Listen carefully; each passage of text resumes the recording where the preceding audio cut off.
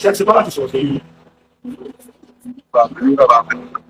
ó yẹ sọ pé ashhadu ashhadu alla Allah ilaha ilaha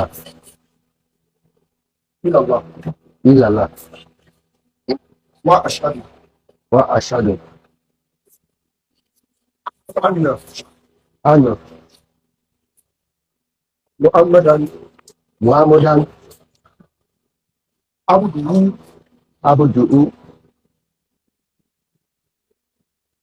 wa rasuluhu. wa rasuluhu. A lè ṣe lẹ́ẹ̀kan tuntun ṣe kámẹ́rà kan lè rí pé ṣé mo lè ṣe kámẹ́rà kan lè rí pé mo sọ̀rọ̀ wọ́n má dà pé bí a mo ṣe kọ̀ wọ́n má dà pé bí a èèyàn mú àyíká yìí lọ ṣe.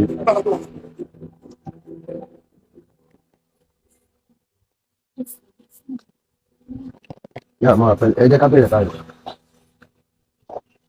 Now, ashhadu Ashhadu Allah Allah ilaha ilaha illallah illallah wa ashhadu wa ashhadu anna anna Muhammadan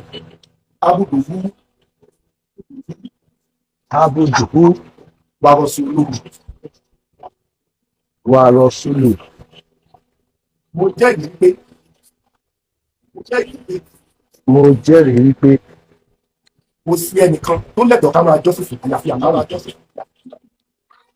Mo jẹ́rìí pé kò sẹ́ni tí ó yẹ ká máa jọ́sìn fún yàtọ̀ sí Allah nìkan. Mo sì jẹ́rìí wípé Olùjẹ́rìí wípé Ànábì wa Muhammad Ànábì Muhammad sallallahu alaihi wasallam òjíṣẹ́ Ọlọ́run ni, òjíṣẹ́ Ọlọ́run ni, ẹrú sí Ọlọ́run sí ni. ẹrú sí Ọlọ́run sí ni pẹ̀lú. Congratulations, my brother. You are now a Muslim. Kabir. Allahu Akbar. Ẹ káàbọ̀ sí ẹ̀sìn ọlá ìsàlàfíà.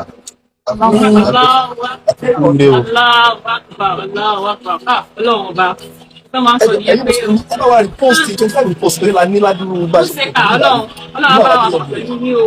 Ẹ bá wa rí póòsì láì dáadáa tó lè rí. Ọlọ́run ti fi yín mọ̀nà, ọlọ́run ti fi yín mọ̀nà. Ẹni bínú mo ti fún ilé péjì yẹn tẹ́lẹ̀ o.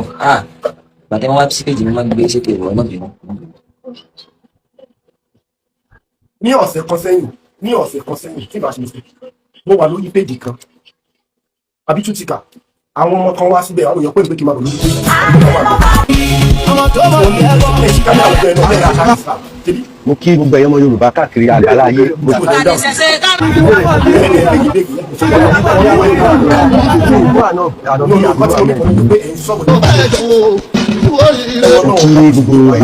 gbogbo ẹ̀yọ́ ọmọ Yorùbá. Ṣé network mi ò dání? Ẹ máa wọ́n máa tẹ̀ ìgbé.